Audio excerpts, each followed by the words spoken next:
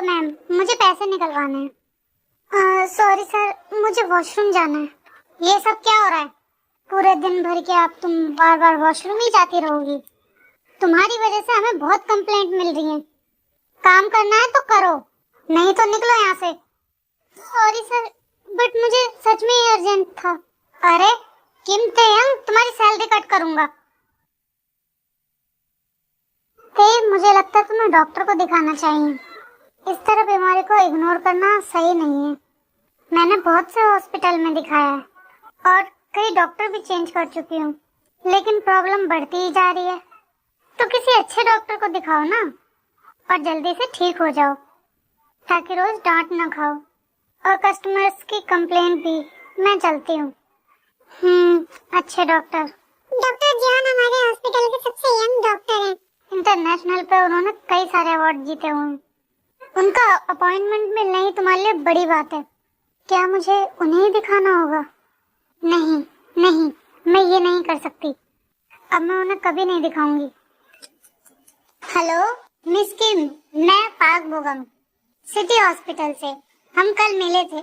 Doctor पाक बोगम? ओह जी बोलिए। कल सैटरडे है, क्या तुम मेरे साथ म्यूजिक कॉम्पिटिशन में चलोगे? डॉक्टर पाक बोगम थोड़े ओल्ड फैशन है, लेकिन वो बहुत अच्छे इंसान है। उनके साथ कॉन्सर्ट में जाऊं? चली जाती हूँ। ठीक है। आज का तुम्हें ये म्यूजिक कॉन्सर्ट कैसा लगा? अच्छा लगा। मिस किम, आज आप बहुत ब्यूटीफुल लग रही हो। अरे कौन है? डॉक्टर जियोन। अरे यार, ये आप क्या कर रहे हैं? डॉक्टर जियोन, आप यहाँ? वैसे ये कल तुम कह रही थी म्यूजिक में इंटरेस्ट नहीं है। तुम एक दूसरे को जानते हो? क्या?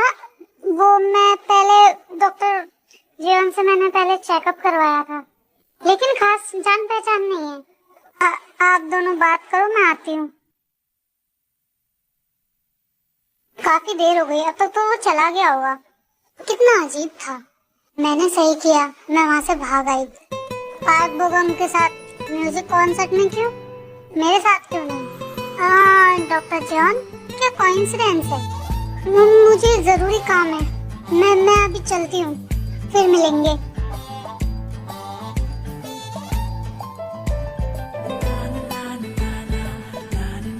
मैच मेकर ने बताया मेरे को कि सब लड़कों में से मैं तुम्हें ही पसंद नहीं आया बस। क्यों? क्या मैं तुम्हारी नजर में सबसे बुरा हूँ? नहीं। तो फिर ऐसा क्यों? क्योंकि मेरा चेहरा तुम्हें नापसंद है, या फिर चेकअप की वजह से? याद है वो इसलिए आप बहुत सक्सेसफुल हो और मैं आपके लायक नहीं। फिर तुमने डॉक्टर क्यों बदला?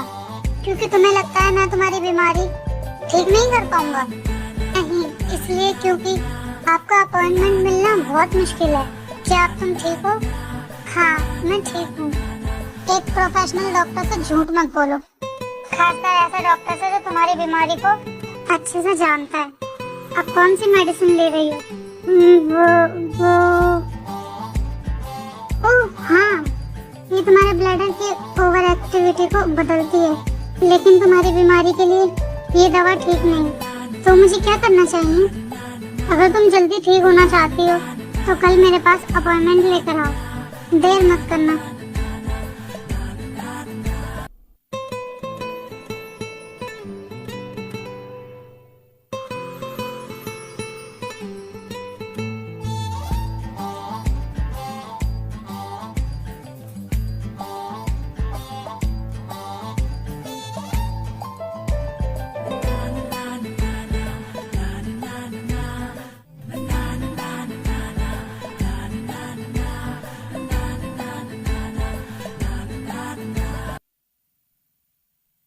कम इन डॉक्टर जियोन, क्या आप सच में कम टाइम में मेरी बीमारी ठीक कर सकते हैं? अगर नहीं किया तो मैं रिजाइन दे दूंगा। उसकी जरूरत नहीं है, ये मेरी मेडिकल फाइल है। मेरे ट्रीटमेंट इंस्ट्रक्शंस फॉलो करो, गारंटी देता हूँ। ठीक है, थैंक यू डॉक्टर। सिर्फ थैंक यू कहोगी क्या? तो क्या करूँ? ज्यादा कुछ नहीं, बस तुम कल मेरे साथ डेट पर चलो।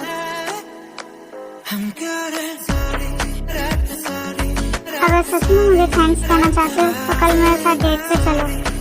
हाँ ठीक है। तुम इतनी बेवकूफ कैसे हो?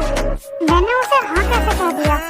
किम तेयंग, तुम हर दूसरे दिन बीमारी की छुट्टी लेती हो और जब ऑफिस में आती हो तुम्हें प्रमोशन चाहिए कि नहीं? इस साल हमारे डिपार्टमेंट की ग्रोथ बहुत कम है और ये सब तुम्हारी वजह से हुआ है। सर, आप ऐसे कैसे कह सकते हो? हमारे डिपार्टमेंट में मैं सबसे ज्यादा ओवर टाइम करती हूँ। बाकी स्टाफ मैटरनिटी लीव और छुट्टियां लेते हैं। नाराज हो गई? एक काम क्यों नहीं करती, तुम मेरी जगह ले लो। अभी तुमने बाहर देखा ही नहीं है, कितने ही सारे ग्रेजुएट्स को नौकरी नहीं मिल रही। मैं तुम्हें जितनी सैलरी दे रहा हूँ उसी में तुम्हें खुश होना चाहिए। मुझसे बहस करने की हिम्मत कैसे की? और इस साल का बोनस तुम्हें मिलने से रहा। कोई जरूरत नहीं, मैं रिजाइन दे रही हूँ। अब किसी को मेरी वजह से प्रॉब्लम नहीं होगी। बाद में पछताना मत, क्योंकि ऐसी जॉब मिलना बिल्कुल भी आसान नहीं। मुझे यहाँ काम करने वाले गुलाम बहुत मिल जाएंगे। तुम्हारा दिमाग खराब हो गया? पता भी है कि बैंक में जॉब मिलना कितना मुश्किल है और तूने रिजाइन दे दिया। लेकिन मॉम, मुझे कस्टमर हर दिन परेशान करते हैं और बॉस मुझे बिना वजह डांटते रहते हैं। मैंने बहुत मेहनत की, वहाँ 6 साल तक काम किया। मुझसे अब और बर्दाश्त नहीं होता। तुम्हें शर्म नहीं आती ऐसे कहते हुए? वो तुम्हें बिना वजह क्यों डांटेंगे? पागल थोड़ी है वो। जरूर तूने ही कुछ गड़बड़ की होगी। जा अपने बॉस से माफी मांग। नहीं जाऊंगी, मैं नहीं जाऊंगी। रिजाइनेशन की प्रोसेस पूरी हो चुकी है, अब मैं नहीं जाऊंगी। तू पूरी तरीके से पागल हो गई है। इतनी मुश्किल से तेरे लिए जॉब ढूंढी थी, लेकिन तुझे जॉब नहीं करनी। इतने लड़कों से मिली लेकिन तुझे कोई पसंद नहीं आया। डेट पर ऐसे कपड़े पहन के जाओगी तो कौन ही पसंद करेगा? अब समझ में आया ऐसा क्यों है। मॉम, मुझे जो कपड़े ठीक लगेंगे मैं वही पहनूंगी। तू मेरी बात नहीं मानेगी है ना? ठीक है, तो तुझे अभी बताती हूँ। देख, तूने डॉक्टर पार्क बोगम के साथ ये कपड़े पहने थे डेट पे। तुझे अपनी इज्जत का भी ख्याल नहीं और अब बैंक की जॉब भी छोड़ दी तूने। क्या सोचा है तूने? खुद को बेचकर कब पैसे कमाएगी क्या? क्या कोई अपनी बेटी से ऐसे बात करता है? मॉम, बचपन से लेके आज तक आपने मेरी हर चीज पर कंट्रोल रखा है। मैं क्या खाऊं, मैं क्या करूं, मैं यहाँ किसके साथ रहूं, आप सब चीज पर कंट्रोल रखती हैं। क्या आप मुझे थोड़ी सी रिस्पेक्ट नहीं दे सकती? मैं तेरी माँ हूँ। आज तो जो कुछ भी है मेरी वजह से। तेरे पास कोई राइट्स नहीं जो तू मुझसे प्राइवेसी की बात करे। अगर मुझे माँ मानती है तो जाके सॉरी बोल। मैंने आपकी हर बात मानी है और 29 साल से मान रही हूँ, लेकिन मुझे क्या मिला? एक ऐसी बॉडी जो अपने ब्लैडर पे ही कंट्रोल नहीं कर सकती। इस तरह की जिंदगी से मैं तंग आ चुकी हूँ। तो मैं ये सब किसके लिए करती हूँ? मैं तो सब कुछ तेरे लिए ही करती हूँ। तू तेरे पापा के फंसाने वाली, वो तो पैरों की जूती बनने लायक भी नहीं है।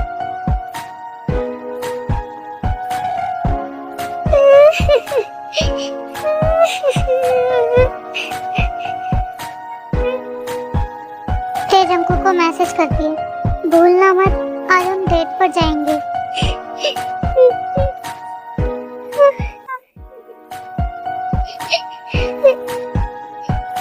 मैं ये सब किसके लिए कर रही हूँ? मैं ये सब तेरे लिए ही तो कर रही हूँ। तू तेरे पापा को फंसाने वाली औरत उस औरत की तरह बनना चाहती है जो बिल्कुल ही बेशरम है। वो तो सिर्फ पैरों की जूती बनने लायक है। ये सब बातें तेरे माइंड में चल रही होती हैं।